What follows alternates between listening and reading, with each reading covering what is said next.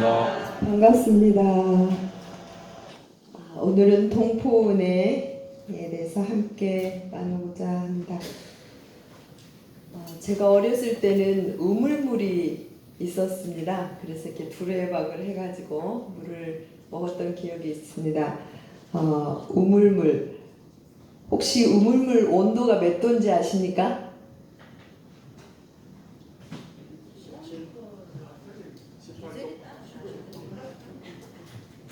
계절에 따라 다르다. 또 우물물 온도가 한 몇 정도 될까요?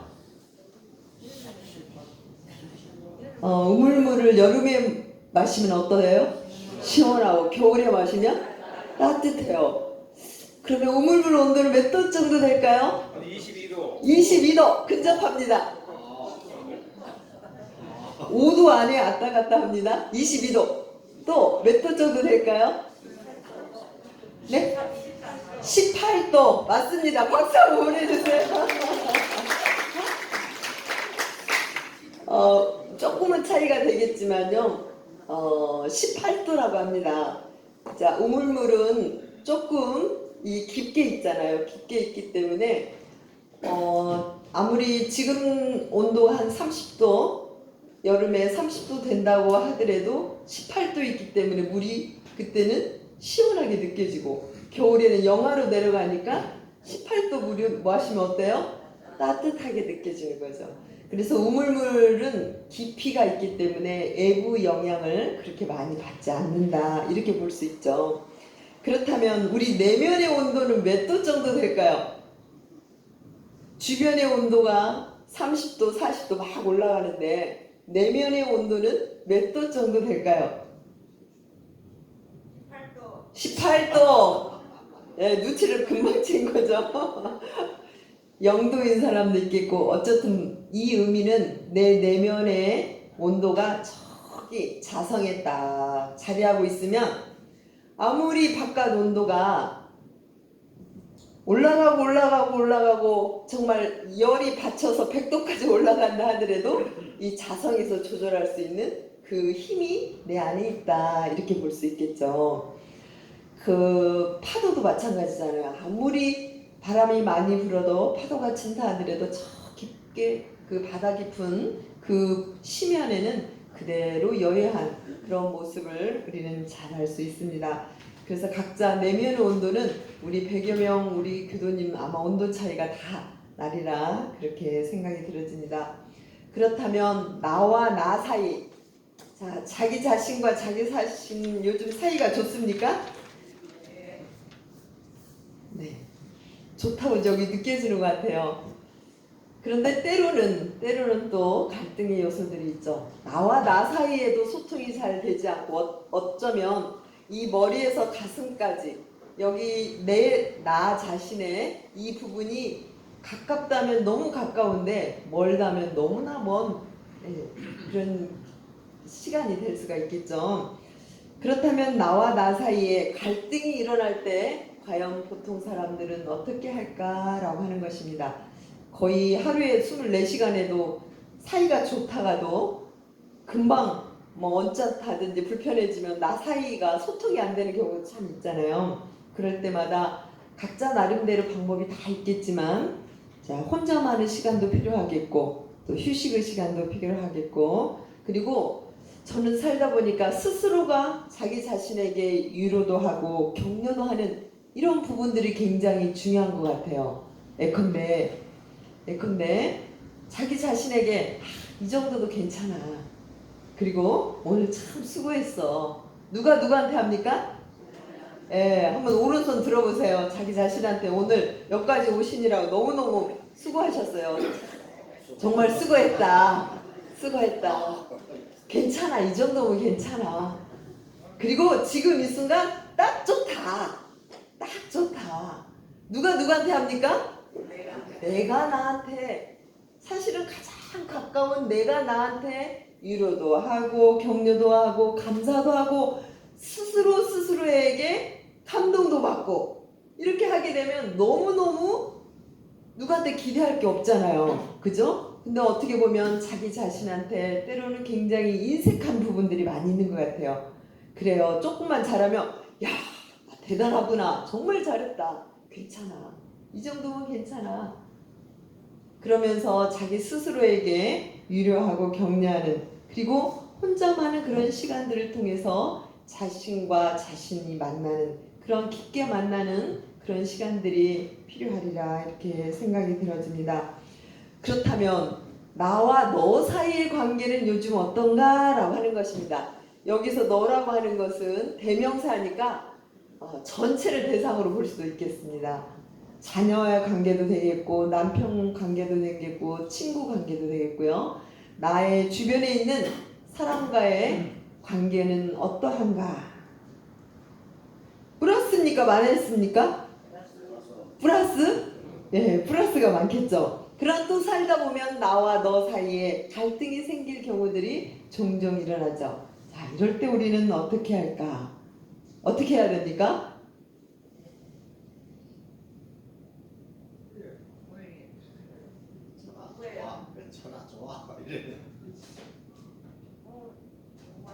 네, 공부합니다.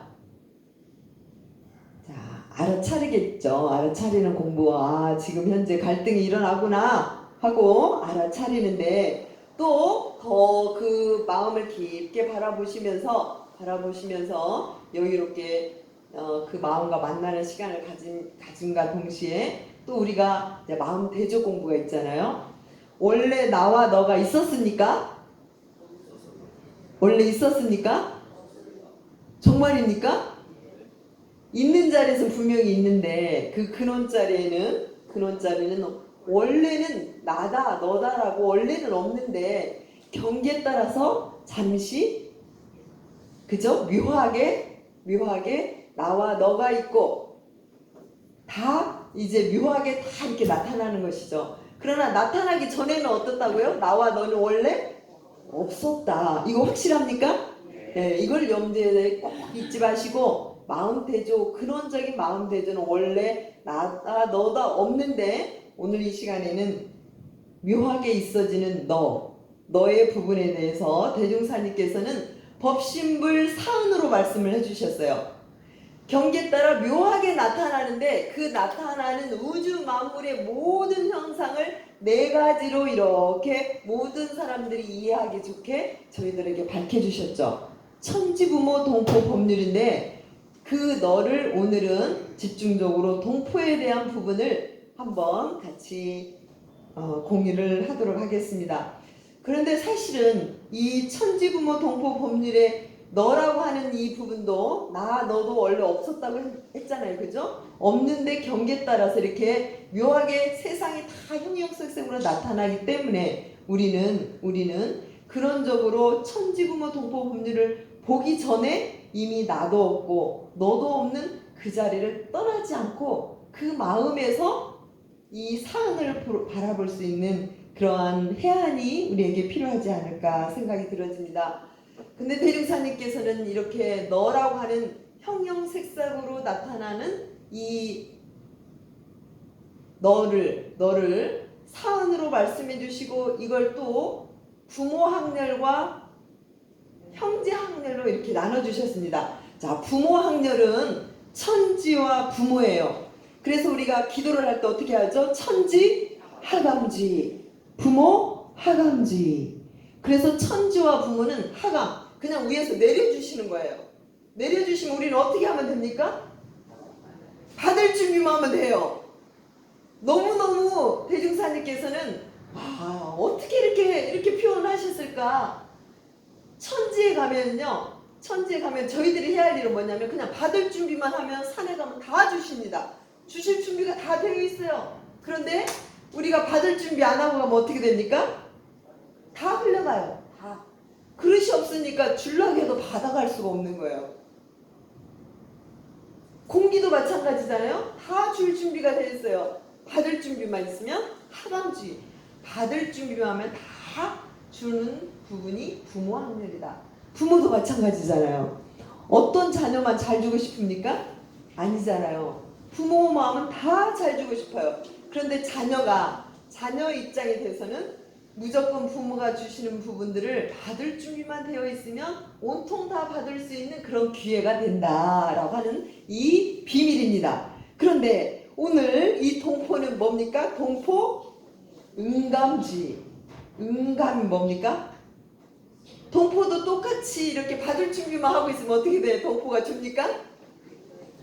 응감은 뭡니까? 응해야, 내가 동포에게 응해야, 줘야 동포가 응감, 감흥을 하는 거예요. 그러니까 동포를 대할 때는 이 학렬이 달라요. 학렬이 달라서 동포를 대할 때는 응감, 내가 응해줘야 거기에서 감흥이 온다, 이런 사실이에요. 그래서 인과 진리를 보면, 인과 진리는 주면 어떻게 돼요? 받게 되는데, 받고만 있으면 어떻게 돼요? 응감을 안 하는 거예요. 그래서 동포를 대할 때는 이게 이제 비결이에요. 동포를 대할 때는 내가 먼저 응하면 거기에서 감흥하는 그 이치가 있다라고 하는 것이죠. 그래서 내가 주변에 대하는, 이 동포에 대하는 그 응감주의, 부모 학렬과 형제 학렬의 이러한 미묘한 그러한 이 차이가 있기 때문에 대중사님께서 하감주의, 응감주의 이렇게 저희들에게 밝혀주셨다는 사실입니다. 자, 오늘 동포원입니다. 포자가 무슨 포자입니까? 동자는 같을 동, 포는 그 밑에 있죠? 포, 태보, 예, 태아를 싸고 있는 막과 태반이라는 그런 뜻이에요. 그래서 이 동포라는 이 한문의 뜻에 묘한 여기에 진리가 다 들어있어요. 거기 같이 한번 읽어볼까요? 동포란 같은 어머니로부터 태어난 형제 자매다. 그러니까 태아를 싸고 있는 그 막, 태반 속에 같이 들어있는 모든 이 인류에 있는 동포라고 하는 것은 큰 태반을 이야기하는 거예요. 큰 태반 속에 모두가 다 함께 있는 그러한 의미로서 동포, 이렇게 대중사님께서 말씀을 하신 거라고 생각이 들어집니다. 그래서 여기서 같은 어머니다 라고 했는데 실질적으로 혈연을 갖고 있는 형제 자매는 우리 독타님 몇 분 어떻게 됩니까? 형제 자매가? 8남매요? 와, 네, 부자시네요. 그죠? 저는 2남 1녀입니다. 혈연의 형제 자매는. 그런데 대종사님께서 오늘 밝혀주신 동포는 법연의 형제 자매를 오늘 밝혀주신 거예요. 법의 형제 자매는 어느 정도를 말씀을 해주셨을까? 자, 오늘 형제 자매가 새로운 안목에서 새로운 패러다임으로 오늘 대종사님께서 밝혀주신 형제 자매를 한번 느껴보시면 좋을 것 같습니다. 같은 포대에서 난 형제, 과연 얼마큼 될까요? 얼마큼 될까요? 대중사님께서는 같은 포대라고 하는 것은 이 어머니가 한 분이라는 거예요. 여기 계신 모든 분은 어머니가 한 분이다. 그 어머니는 사실은 법신불이에요. 법신불. 이 법신불을 통해서 나타난 이 모든 사람, 법신불의 주제 속에 안 들어가는 분이 있을까요? 법신이라고 하는 건 이 법의 테두리라고 하는 거예요. 이 법신의 그런 포대 속에 함께한 이 인류 인구가 얼마입니까? 75억 인구예요. 사람뿐 아니라 금수, 초목이잖아요. 금수, 동물, 식물, 미생물까지를 대종사님께서는 동포라고 말씀을 해주셨어요. 이 한 포대 속에 같은 어머니 속에 태어난 형제 자매다, 이렇게 밝혀주신 거예요. 그럼 우리 형제 자매가 오늘 새롭게 지금 새로운 형제 자매가 탄생을 하신 거예요. 야, 그럼 우리 형제 자매가 얼마큼 됩니까? 무한대입니다. 무한대. 만나는 모든 대상이 법의 형제 자매다. 법신부르 이 태반 속에 들어있는 모든 사람과 동물과 식물과 미생물이 형제 자매다라고 하는 거예요. 자, 형제 자매라면 우리 함부로 할 수 있겠습니까? 아니죠. 아니죠. 그래서 오늘 이 동포원을 통해서 또 다른 법의 형제 자매를 한번 다시 한번 느껴보는 그런 시간이 되시면 좋겠습니다. 그래서 이 생태계를 한번 생각을 해보게 되었습니다. 생태계는 뭡니까? 생물들이 살고 있는 이 그러한 복합적인 체계를 생태계 이렇게 표현을 하는데, 이 생태계 속에는 생물적인 요소와 비생물적인 요소가 있는데요. 이제 이 생물적인 요소, 비생물적인 요소가 서로 상호작용하면서 살아가는 게 이 생태계, 큰 생태계의 흐름이라고 이렇게 볼 수가 있습니다. 그런데 대종사님께서는 이 천지은은 비생물적인 요소예요. 이 천지은은 큰 생물의 생태계 속에, 천지은은 비생물적인 요소서 공기, 태양, 달, 이게 다 천지은 속에 들어가는데, 오늘 우리 함께 하고자 하는 이 동포은은 생물적인 살아있는 이런 요소들을 이름하여 대종사님께서는 동포은이다 이렇게 밝혀주신 거예요. 그래서 이 동포은이라고 하는 것은 아까 동포은의 그 학렬을 어떻게 주셨습니까? 형제 학렬. 천지은은 부모 학렬. 그래서 천지와 부모가 서로 상호작용하면서 이 인류 사회, 이 생태계는 움직이고 있다라고 하는 것이죠. 그러면 천지만 중요한 것도 아니요, 이 동포만 중요한 것도 아니고, 이 천지와 동포가 항상 상호작용하면서 이 인류의 생태계가 움직이고 있다라고 하는 이 사실을 저희들에게 대종사님께서는 사은을 통해서 밝혀주신 거예요. 그래서 사실은 저희들은 대종사님의 이 사은 사상은 이 눈에 보이는 현실적인 이런 면뿐 아니라 환경적인 거, 그리고 큰 이 지구의 큰 흐름까지도 저희들에게 그 은혜로 밝혀주신 이런 부분들을 저희가 알 수가 있습니다. 그래서 정산종사님께서는 이런 말씀 해주셨습니다. 같이 한번 합독해 볼까요? 범부들은 작은 은혜와 처음 주는 은혜는 느낄 줄 아나 큰 은혜와 계속되는 은혜는 잘 모르나니 근본적 큰 은혜를 잘 알아야 참다운 보은행을 하게 되나니라. 대종사님께서는 큰 은혜와 계속되는 은혜, 이 부분을 저희들에게 밝혀주신 거예요. 자, 보통 사람은 작은 은혜, 처음 주는 은혜는 빨리 느끼잖아요, 그죠? 그러나 대종사님께서는 이것도 물론 은혜지만 정말 큰 은혜와 그리고 계속되는 이 은혜를 알아야만이 근본적인 참다운 보은행을 할 수 있다 이렇게 말씀해 주셨죠. 자, 요즘에 많이 더우시죠? 더위가 은혜입니까? 왜요? 곡식이니까.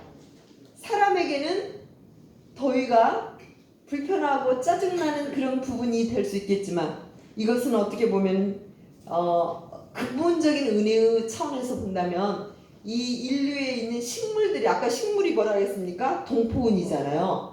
식물들이 성장할 수 있는 그런 계기가 더위라는 거예요.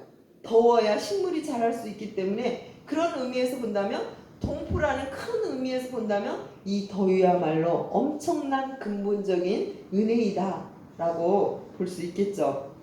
그래서 정산종사님 말씀하시죠. 독사도 동포원에 들어갑니까? 이렇게 질문을 하죠. 들어갑니까? 독사는 어디에 들어갑니까? 금수, 초목, 미물, 곤충에 들어가죠. 미물, 곤충이 동포 맞습니까? 네. 정산종사님 말씀하십니다. 미물, 곤충이 있어야 하겠느냐, 없어야 하겠느냐? 아까 생태계 흐름을 보면 있어야 됩니까? 없어야 됩니까? 분명히 있어야 된다. 상호작용해서 이 생태계가 움직이기 때문에, 그러면 은혜가 아니냐 이렇게 말씀을 해주십니다. 자, 그러면 일호상 진리장에 보면 일호는 우주만유의 본원이요 이렇게 밝혀주셨습니다. 우주만유의 본원. 자, 본원이 무엇일까요? 본원. 본자는 근본 본자예요. 근본. 우주 만유가 다 어디 근본에서 나왔다라고 하는 것입니다. 근본. 우리 우주 만유 속에 들어갑니까? 예, 우리는 어디서 나왔어요? 우리 어디서 나왔죠? 없는 데서 나왔죠? 그 근본 짤에서 나왔죠? 없는 짤에서 나왔습니다. 그런데 이 원은 근원 할 때 이 원은 원천이라는 뜻이에요. 원천은 다 이렇게 흐르고 있다라는 거예요. 그 근본적인 것이 다 서로 연결되어 있다라고 하는 것이 원이라는 뜻이에요. 원천. 물이 흐르고 있다라고, 맥이 흐르고 있다 이런 뜻이 되겠죠. 자, 한번 두 팔을 다 들어보세요. 이렇게 두 팔. 자, 팔이 몇 개입니까? 지금 팔 몇 개입니까? 합해서 한 개. 팔 몇 개예요? 두 개 맞습니까? 분명히 두 개죠? 예. 오른팔, 왼팔 이렇게 하면 분명히 두 개입니다. 그죠? 근데 이렇게 지금 팔 떨어져 있나요? 연결돼 있어요? 그럼 몇 개입니까? 팔이? 한 개입니까? 한 개예요? 네. 본원에서 보면 자, 각자 지금 자기 이름들 이야기해 보세요. 이경렬이라는 이름을 놓고 보면 이 두 팔은 각각이지만 이경렬의 팔, 이경렬 팔 맞죠? 그러면 이건 하나라고 볼 수 있는 거죠. 그죠? 근원에서 보면 하나다. 자, 이 머리하고 저 발끝하고 이 몇 개입니까? 머리, 발 몇 개입니까? 머리도 있고 발도 있어요. 이 몇 개입니까? 몇 개입니까? 하나 맞아요? 네. 머리와 발. 이경렬이라는 이름을 통해서 보면 이경렬의 머리고 이름 이경렬의 발. 이렇게 보면 이게 하나로 다 통한다는 거죠. 그래서 법신불이라고 하는 것은 근원이라고 하는 것은 뭘로 부처님이라고 해도 하느님이라고도 해도 됩니다. 그러나 엄불교에서는 지금 법신불이라고 하죠. 이론상 법신불, 이론상. 그 근원자리에서 보면 모두가 다 연결되어 있다라는 뜻이에요. 그 근원에서 나왔다라고 하는 그 의미에서 본다면 나라고 하는 이 개개인은 그 본원에서 나왔다. 한 자리다. 법신불의 자리에서는 하나다라고 하는 것이죠. 그러면 너는 어떻습니까? 옆에 있는 분도 한 자리에서 나왔나 한번 보세요. 옆에 있는 사람도 그 본원에서 나왔나요? 그래요? 와, 그러면 지금 견성하신 거예요. 이렇게 빨리 견성하실 수 있어요? 그러면 우리 동포들도 다 이 본원에서 나온 겁니까? 법신불 자리에서? 그렇죠. 대단하십니다. 그래서 그 하나라는 것도 사실은 없는 것인데 그 고정된 게 없으니까 그죠? 없는 것인데 우리는 본원 그 법신불 자리에서 본다면 우리는 모두가 아까 75억 인구나 식물이나 동물이나 미생물이나 모두 다 원천 그 근원에서 다 하나로 연결되어 있다라고 하는 부분들을 알 수가 있습니다. 그래서 우리가 살고 있는 마산과 지금 대한민국과 그리고 은하수 또 더 넘어서는 우리 은하계까지 가게 되는데 여기에서 보면 우리 은하, 우리 태양계 이렇게 써 있어요. 우리 지금 어디쯤 있을까요? 우리 마산은? 마산은 어디쯤 있을까요? 안 보이죠. 이 거대한 생태계 우주 흐름 속에서 우리는 이 법신불의 입장에서 본다면 다 하나로 연결되어 있다는 이 사실을 오늘 깨닫게 되신다면 이 마음 자세가 삶의 자세가 달라질 수 있다는 거예요. 이 안목이 달라진다. 대종사님 안목으로 우리는 살아갈 수 있다. 이 동포를 보는 안목이 달라진다 라고 하는 것입니다. 이 본원에서 모두가 하나라는 이 사실을 우리가 느끼게 될 때 그때부터는 우리가 나라고 하는 이 부분들이 엄청난 변화가 생길 수 있는데 서품 1장에 보면 이런 내용 나오죠. 만유는 한 체성이요 만법이 한 근원이다. 자, 여기에 가운데에 한번 읽어볼까요? 만유가 한 동포다. 이렇게 한번 바꿔봤어요. 만유는 한 체성.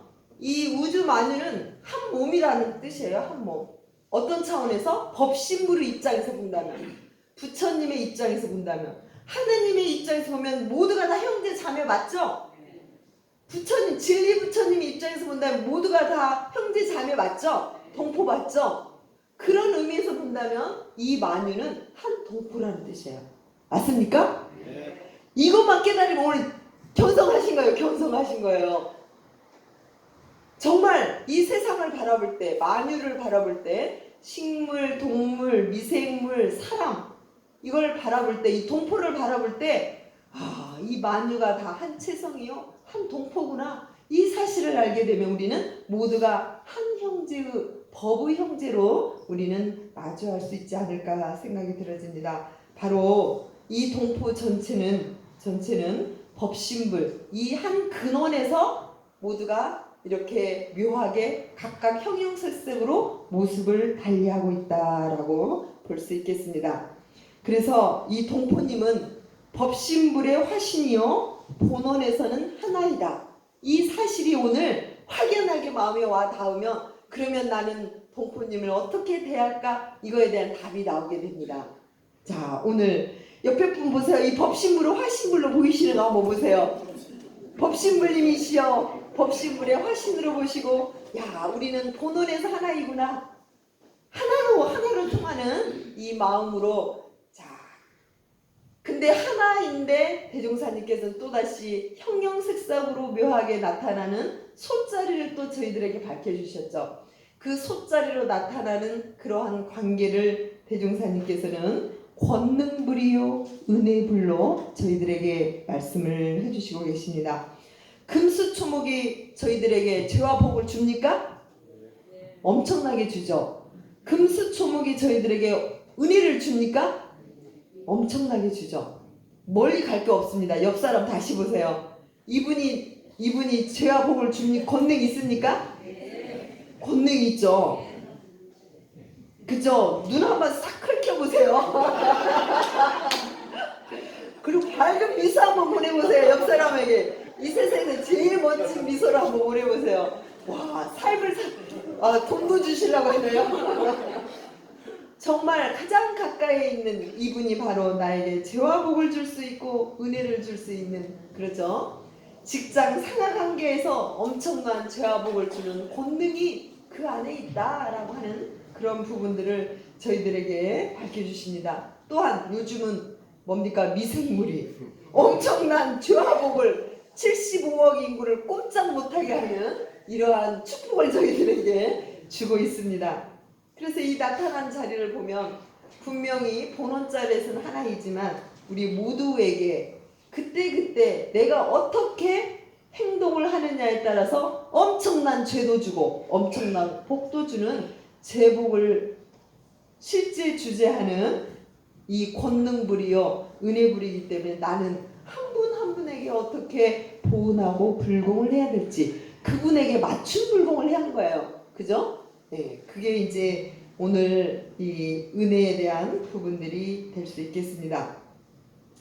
바로 이 권능과 은혜가 되어지는 이 우주의 비밀은 인과 진리가 있기 때문에 바로 우리에게 가까이 있는 이 동포들이 죄도 주고 복도 주는 그런 권한을 가지고 있다라고 하는 부분들을 우리는 인과 진리 부분을 다시 한번 새겨보면 좋을 것 같습니다.